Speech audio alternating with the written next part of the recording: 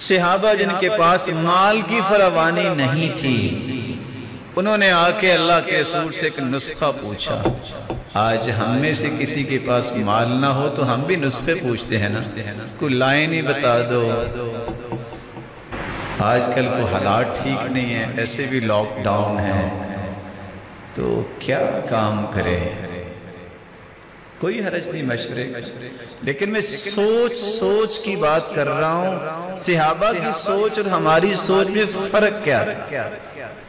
صحابہ اکٹھے ہو کے آگے کہتے ہیں ذہب اہل الدثور بالاجور، اللہ کے رسول مال والے تو اجر لے گئے، ہم تو محروم رہ گئے۔ پوچھا وہ کیسے اجر لے گئے؟ کہتے ہیں وہ حج بھی کریں، عمرے بھی کریں، صدقہ بھی کریں، جہاد بھی کریں، کیونکہ ان کے پاس مال ہے، ہمارے پاس مال نہیں ہے۔ اگلا سوال کیا ہے؟ حرص کیا ہے؟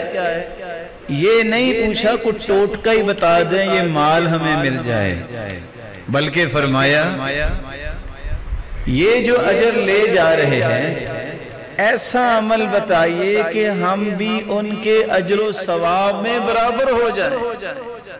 سبحان اللہ۔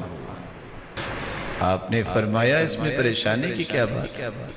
تم ایسا کیا کرو، جب نماز پڑھ لو تو سکون سے بیٹھ کے ذکر کیا کرو، اور 33 مرتبہ سبحان اللہ، 33 مرتبہ الحمدللہ، 34 مرتبہ اللہ اکبر پڑھ لو گے تو حج، عمرے، صدقے، جہاد جتنا اجر رب تعالیٰ تمہیں بھی عطا کر دیں گے۔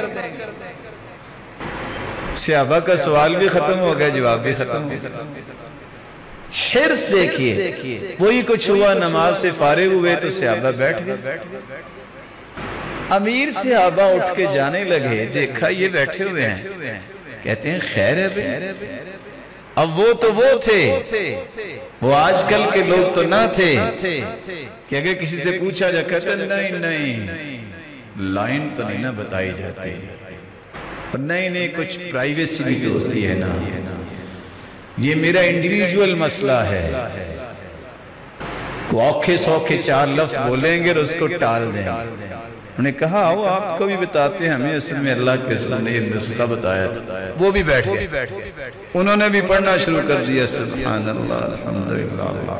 وہ پھر آ گئے، کہتے اللہ کے رسول صلی اللہ علیہ وسلم، ہم تو ان کے برابر اجر کرنے کے لیے نسخہ پوچھا تھا، آپ نے حکم دیا ہوا ہے کہ علم چھپایا نہیں کرتے، تو ہم نے ان کو بھی بتا دیا ہے تو وہ بھی کرنے لگے، اب کیا کریں؟ فرمایا ذالک فضل اللہ یؤتیہ من یشاء، پھر یہ اللہ کا فضل ہے جس کو عطا کرتا ہے۔